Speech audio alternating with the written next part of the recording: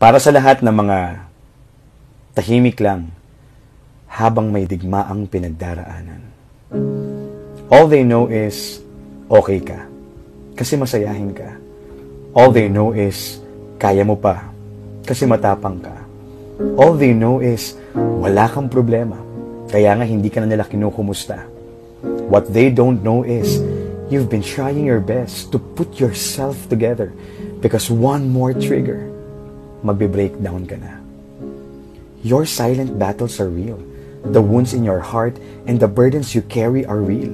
Pero kung totoo ang mga pagsubok na pinagdaraanan mo, totoo rin ang Diyos na tutulong sa'yo.